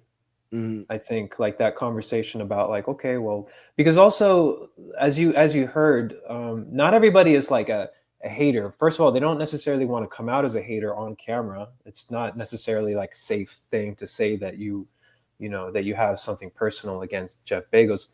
But also, it's not really about that. It's really about like the working class struggle and everybody's pride and being a hardworking American. And that's really what it is. And just to hear about those workers that talk about like being proud to be an American, that's really when you come to realize that that's the American Communist Party stance. Yep. And that's when you realize, like, okay, no, like eventually we're going to talk about it, and we're going to be like, so we're the American Communist Party, and we have pride in the American worker. We're proud of what you guys are doing, and that's the moment when I think when you can really lift someone's consciousness to the next level. I mean, and what happens when one of these like fake left groups go there and they're like, no, you can't have pride in being an American. You need to hate being an American. Like, yeah, it shatters any potential. What was funny is like in Colorado, there was a number of folks. I was wearing the ACP hat, and so a lot of people recognize the symbol. Not everybody, I think, made the immediate association, but for the most part, I didn't get that much pushback or concern. Like, they were happy that we were out there with them, supporting them, and that was what was most fundamental. And I had a couple conversations about it, including one of the leaders here in Denver of the Teamsters, and he was like, so you guys are communists, and we disdain to conceal our aims. Like, yeah, we're a communist party. He's like, well, do you like Saul Alinsky? And I was like, well, we're not really those kinds of communists. I'll tell you a little bit about our position. He's like, well, I just don't like Saul Alinsky, and I don't like that woke stuff. And And I didn't prompt any of that. He was just saying that. And I was like, well, that's actually really interesting, because our position is that, we need to emphasize the struggle of labor and the worker struggle. And a lot of these other things are just distractions in order to divide us, as we've seen historically. And like, our view of communism is one that is inherently patriotic. Like, we love our country. Like, we don't want to burn it down. We want to create a better plate. We want to create a better nation, a better government for all of the working people, something to really be able to take pride in. And so that really like meant a lot to me. And you don't just hear this from like one race or just white workers, we just heard it from somebody here today. I think Danny said they were from the Caribbean or had Caribbean origin, something like that. But he's like, man, that the strike made me feel proud to be an American, because there's an implicit recognition that this is what America is. It's our working class. It's the culture and needs and the identity of our working class. And that's something to take pride in. That's something to have dignity about. It's not something to throw to the side or say is irredeemable, 100%. And that's one of the reasons these middle class sort of, I feel like I'm bagging on them a lot today. I don't mean to, but that's one of the things they fundamentally miss, because what they do is try to, and without even knowing it, they talk down to working class people, and then they wonder why they don't like them. When you're trying to tell someone how to feel rather than understanding that this feeling they have is real, like you're never ever going to be able to organize anything. They can't. And this is an issue of middle classes, the individualism that you don't even really know you get as you are in a middle class atmosphere. And I'm talking about like the really heavy ideological ones, like the academy and the liberal activist scene, etc. That separates you and makes you unable to sort of humble yourself, right? And realize that it's not about you or what you think is right. Marxism is really about making sense out of this thing that's already happening, right? The class struggle is objective. We don't tell people to engage in it. They're already there.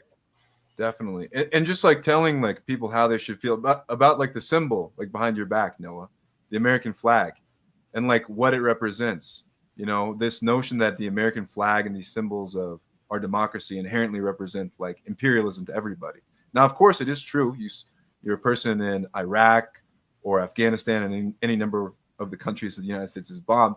Yeah, you see that symbol, and that's your subjective feeling around it. But for the American working class, it's like, it's not for us to say your subjective feeling of patriotism and pride about that symbol is wrong. No, it's how do we build the conditions for a working class movement to thrive in this country. And the other thing is, it's like it's just crazy to see this kind of paternalistic attitude that's taken, that people need to feel the way that these triggered leftists feel. It's again, I'm ragging on them too, but yeah, we should let's move on. Do we have what's the next call we got lined up, Daniel, or did you take a break from him for Danny? No, we got Barador actually. Should I bring him on? Yeah, absolutely. Grab him. Hey Barador, how's it going? Hold on, give him a second. I gotta reshare my screen. Yeah, and y'all hear me? Yeah, we can hear you. What's up, Barador? Oh, that's what's up. That's what's up. Okay, cool. So I'm yeah. Oh, here we go. What's up, guys? What's up, Barador? How's it going, man? All right, so I'm Andrew Howard. I'm on Twitter. I interact with MWM and ACP quite a bit.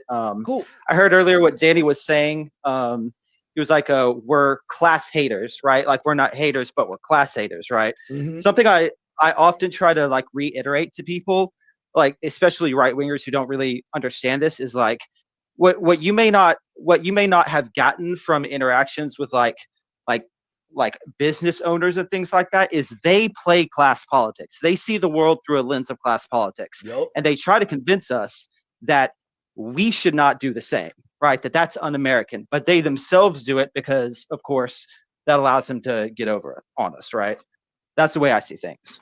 100%, brother. I always look at it like this, like when we talk about patriotism, what is more anti-patriotic than ripping off your fellow Americans, right? Than making them work while you get rich off it, right? A patriot it's just helps evil. their country, period. They don't rip off the people in their country. Absolutely. I mean, it's no coincidence that whenever you meet like like an actual proletarian here in America, right? Like someone who like works with their hands or works directly with their mind, you know, who does the hard labor here in America to get things done. Like they're usually more pleasant people class-wise than most other people are, right? Because they've been humbled, they're good, they're down to earth, right? They're real people, right? And I mean that's just who we are. And that's why whenever you know see these people show up at these you know strikes who are like middle class, right? Like you were saying, like no hate to the middle class, but you're standing off, like you're being a little standoffish because you're not part of us, you don't understand us, right? You're not down to earth the way we are, you know. Yeah. What do you think, John? Definitely that component of it. And it's like these people don't take themselves that seriously. You said there's a lot of humility, and I want to just echo that. Like our working class in the United States is so dignified and humble, and it's not to like fetishize this group of people, but it's like there's something real that I think there's like a real kind of character that emerges from people who have had to undergo like the real struggle, you know, in life, like that do go through that Christmas holiday season, who struggle to put food on the table and know what that struggle feels like. And it's funny how that's kind of reflected because you see these like middle class and like PMC types who take themselves so seriously and like can't take a joke. And everything is like all of society is geared toward putting up these barriers to protect their feelings. And it kind of demonstrates that there's this gulf between people who actually understand what it means to struggle and how they interact with each other and form community and social bonds. And then this other group of people. And then it's like also just this, like, you kind of see the concept of how this like concept of human rights is articulated. And that takes a lot of shape for me too. Because when you hear upper middle class, you know, ruling class people talk about the concept of human rights, it's like, human rights for who? Like, what are we talking about? Sure, we can have this great and expansive set of rights for a few, and that's really what they're talking about. But when we use the C word, we talk about class, or we talk about the needs of labor, then all of a sudden it comes into conflict with this notion of human rights that our ruling class is trying to promote. And then you understand the whole joke of it, the fallacy of human rights that we promote in this country. So that came together. It doesn't really spread internationally very, very well, does it? We don't really uphold that very much outside of our own country, even inside. But no, definitely not. You know, it reminds me. There's a story my dad told me when I was young, right? And it was kind of like one of his life lessons kind of deal, and it was about a guy with no arms, right? Where he was told he had the right to pick an apple off the tree. So he sat there screaming at people who didn't want him to have that right. And it's like an old, like I forget where the folktale's from, and I'm not telling it well, but that's what it reminds me of. And that's what they do. They already own everything, right? And they say, well, you technically have the right to do this and this and this, so long as it doesn't actually if you had what we have, the real world, right? Like, so long as you don't actually change anything or gather the power to make a difference, you can say whatever you want. That's your freedom of speech. The minute your speech becomes dangerous, they lock you up they censor you, etc. You know how much we've been censored even before ACP was founded, just at the Institute. Why? And I will say, when you watch people who, like, when people say, well, go make your own X company, go make your own Google, or go make your own, talk show or whatever. When people actually do go and do that, the state comes down on them, right? Because that's the organization we have in our country. It is a capitalist state, right?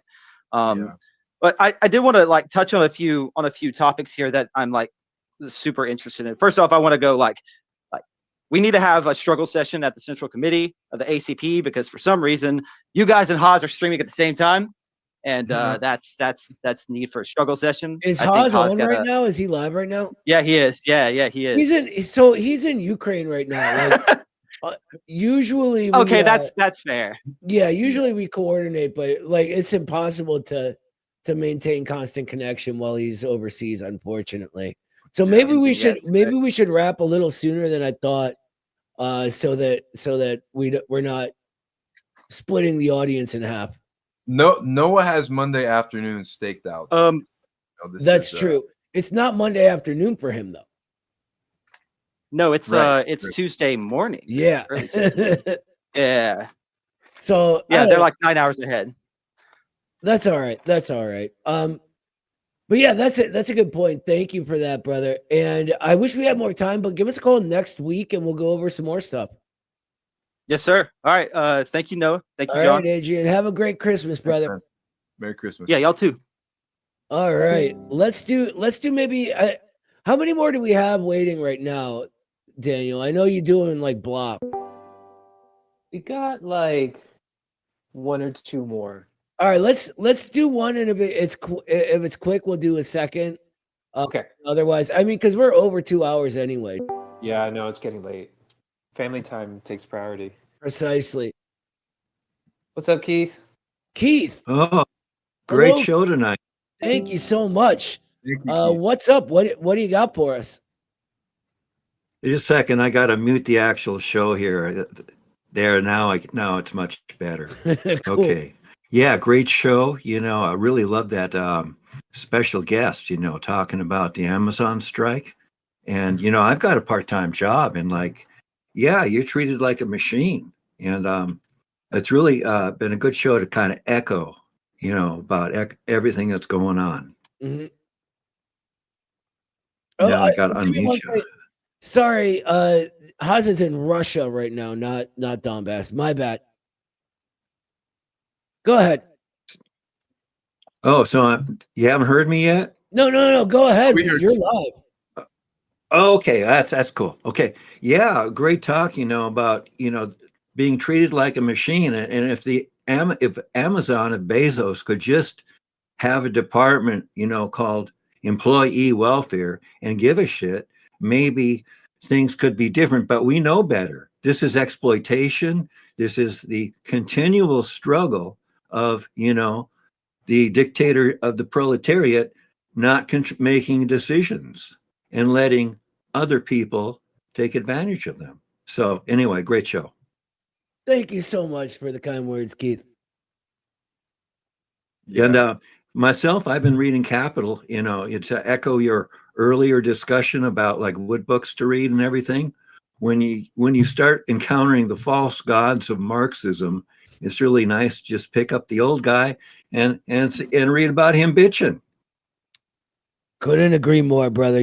Capital, Lenin once said that it was, what's the wording he used? I think the perfect exposition of dialectical materialism. And this is interesting because people often read Capital as like a sort of empirical study of capitalism. And you see all the like frauds and all of the people who sort of know a tiny bit, but act like they know a lot. I'm thinking of Hassan Piker right now. They explain Marx and Capital as a guy who criticized capitalism, but Capital is so much more than that. It is a perfect, like Lenin said, exposition of the materialist dialectic. He literally is walking you through the steps of how to think scientifically about things by doing it rather than just telling you. And I think that's brilliant. What's your opinion on capital, John, and just its relative importance? I mean, it's critical to just understanding understanding Marx, understanding the nature and logic of capitalism.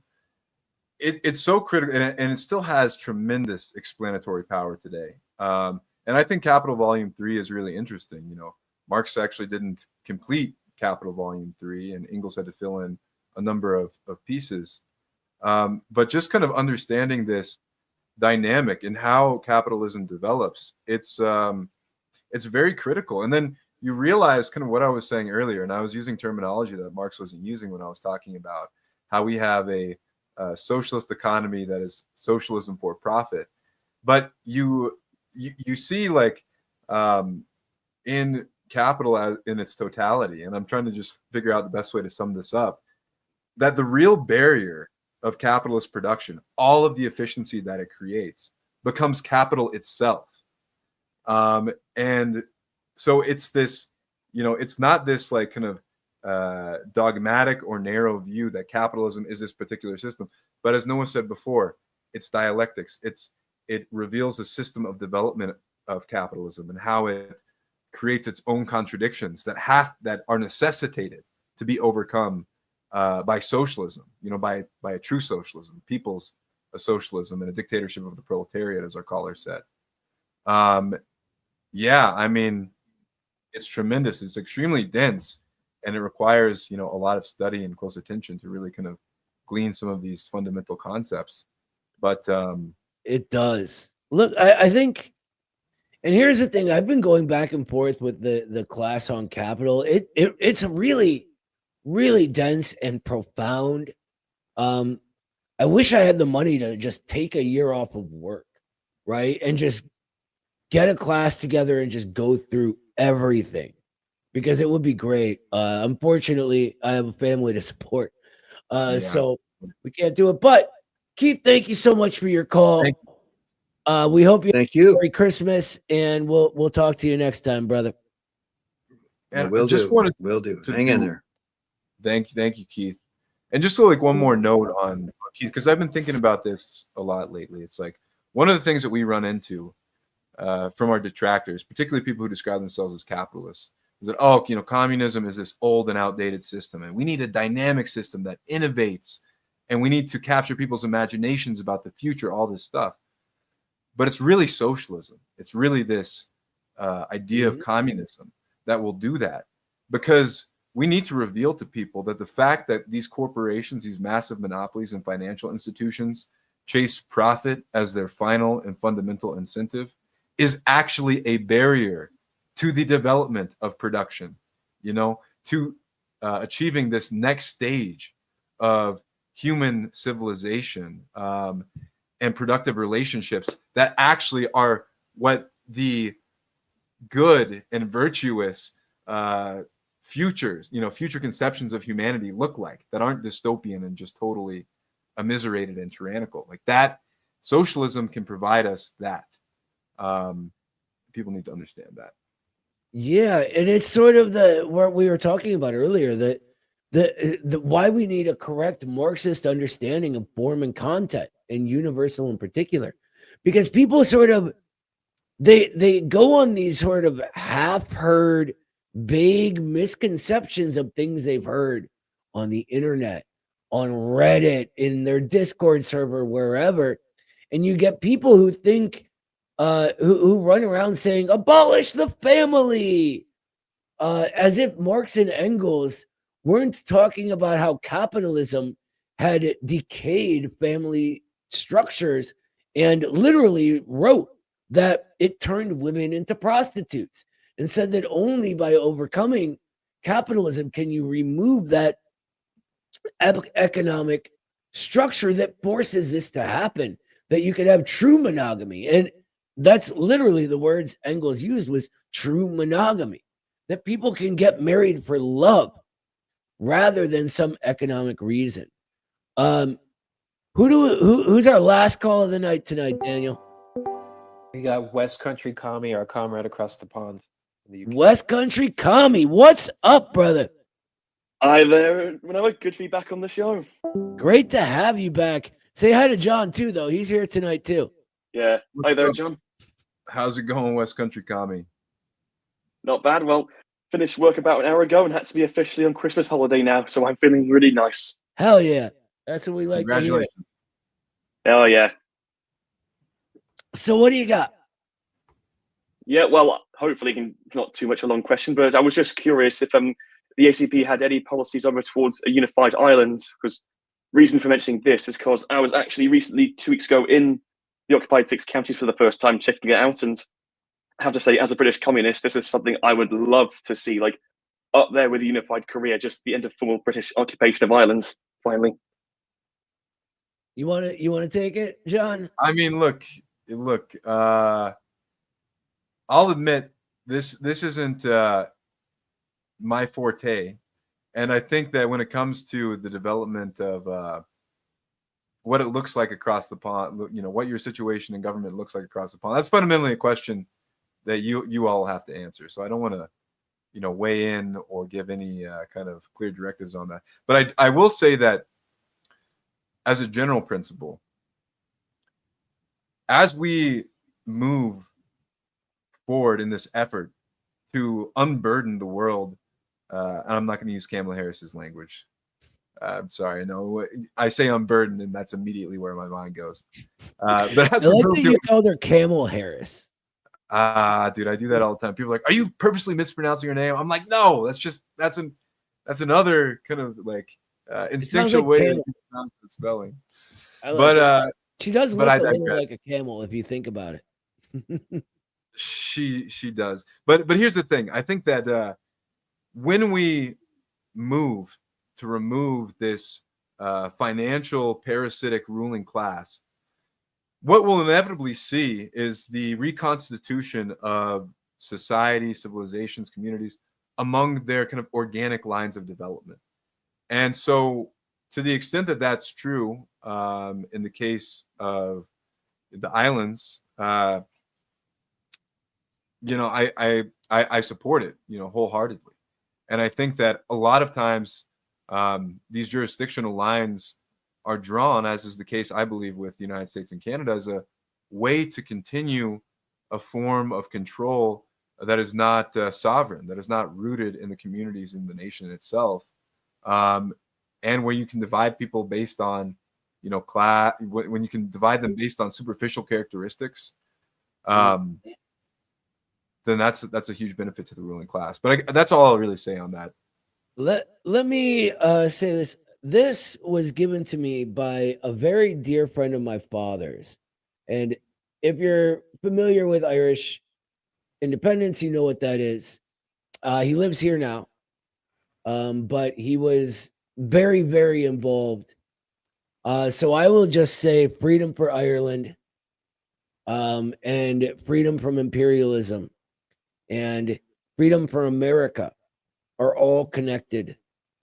And I believe that in the coming decades, like the next couple, that all of them are realistic possibilities.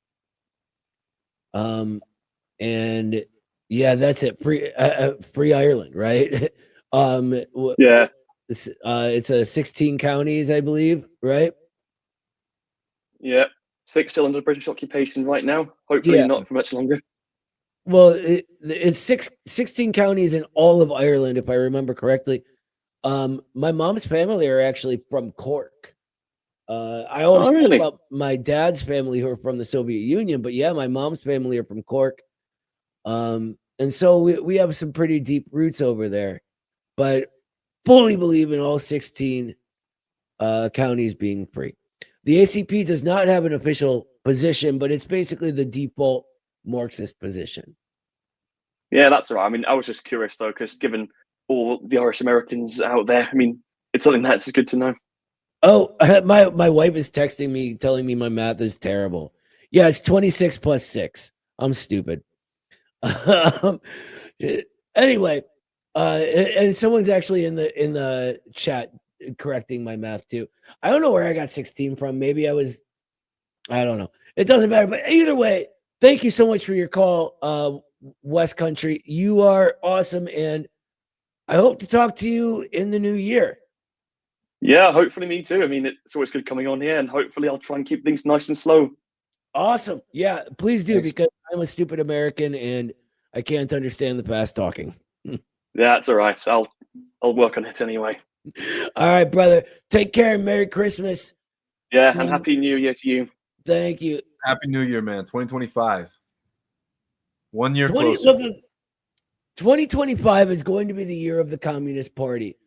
I do a like sort of watchword thing, right? Like that's how they used to talk, like one central idea that needs to be the idea. And last year I said it was educate yourself. This year it's going to be organize. If you've been hesitant, it's time to join the party. If you've been sort of looking for a way to get involved, it's time to join the party. If you are interested in your kids having a future, it's time to join the party. The fight is being brought to our doorstep, whether we like it or not. And I believe with all of my heart that the American Communist Party is the organization that's up to that challenge. Thank you to all of our callers. Thank you to my man Daniel. Thank you to our guest John. Thank you to everyone in the audience. Have a fantastic Christmas and an even better New Year. John, take us out with some last thoughts. Join the party. I mean, we've built this foundation, and this is a unique opportunity to actually participate in building something that's not, controlled by a bunch of NGOs or foreign interests, but this is something that is built in American communities themselves. And that's what's so beautiful about all this. It's a genuinely proletarian movement that is based in our communities, that serves the people. And every level of involvement and engagement, from our chapters all the way up to our leadership, are critical. And so this is, I think, a real opportunity to actually be part of something special, a movement for the working class. And thank you, everybody, for all of the hard work that you've done to get us to this point. We're doing it together. Have a great holiday, everybody. Stand up, all victims of oppression, for the tyrants fear your might. Don't cling so hard to your possessions, for you have nothing if you have no right. Let racist ignorance be ended, for respect makes the empires fall. Freedom is merely privilege extended, unless enjoyed by one and all. So come, brothers and sisters, for the struggle carries on. The International unites the world in the song. So comrades, come rally, for this is the time and place. The international ideal unites the human race. Let no one build walls to divide us, walls of hatred nor walls of stone. Come greet the dawn and stand beside us. We'll live together or we'll die alone. In our world poisoned by exploitation, those who have taken, now they must give. And end the vanity of nations, we've but one earth on which to live. So come, brothers and sisters, for the struggle carries on. The International unites the world in the song.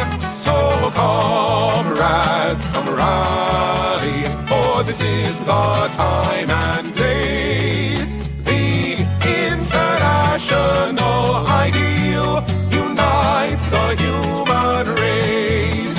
And so begins the final drama in the streets and in the fields. We stand unbowed before their armor. We defy their guns and shields. When we fight, provoked by their aggression, let us be inspired by life and love. For though they offer us concessions, change will not come from above. So come, brothers and sisters, for the struggle carries on. The international